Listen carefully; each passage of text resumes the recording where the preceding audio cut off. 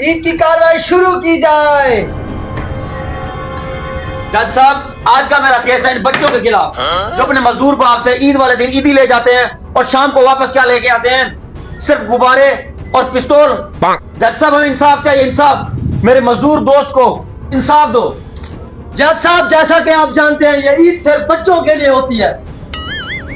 क्या मजदूर के बच्चों का हक नहीं है खुशी मनाने का? ये कहाँ का असूल है? जज साहब मुझे बताएं। जज साहब, मुझे इंसाफ चाहिए, इंसाफ। जज साहब, जैसा कि आप देख रहे हैं मेरा मुवक्किल दोस्त बदतमीजी पे उतर आया है। जज साहब, ये मेरा मजदूर दोस्त सिर्फ ईद पे बच्चों को ईद ही नहीं देता, बल्कि रमजान में फितराने के पैसे, मस्जिद में मौलवी के पैसे, शादी पे पैसे, आपको तो पता ही हम 1500 रुपए निकाह का भरते हैं, वो तो मुझे भी भरने पड़ते हैं। जज साहब हमें फौत की तक पे भी पैसे भरने पड़ते हैं। ये मजदूर दोस्त कहाँ जाए डूब के मरे। जज साहब, मेरा मजदूर दोस्त आपसे कुछ कहना चाहता है, आप इनकी ज़बानी कलामी सुन लें। जज साहब, आज सुबह हाफिज साहब आए थे, उनके साथ 2 आदमी थे, उन्होंने पैसे मांगे, मैंने 300 रुपए दिए, उन्होंने कहा सिर्फ 300।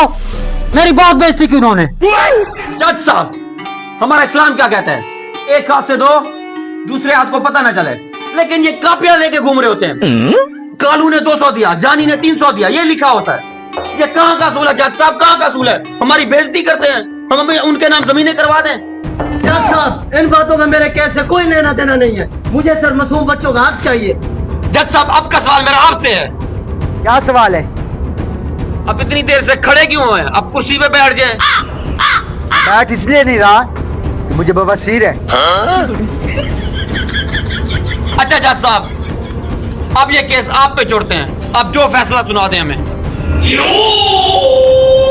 Order order order. तमाम वकीलों और गवाहों को मद्देनजर रखते हुए यह अदालत फैसला सुनाती है, इस मजदूर को भी रिलीफ दी जाए और बच्चों की ईद भी खुशी से गुजर जाए। बच्चों की ईदी आधी कर दी जाएगी, अगर इन्हें 500 दी जाती है तो 250 कर दी जाएगी, और मुझे भी ज़कात के तौर पर 5000 रुपए चाहिए। क्यों जज साहब, क्यों? वो ना मुझे बवासीर का ऑपरेशन करवाना है, ज़कात के तौर पर जल्द से जल्द मुझे इमदाद दी जाए।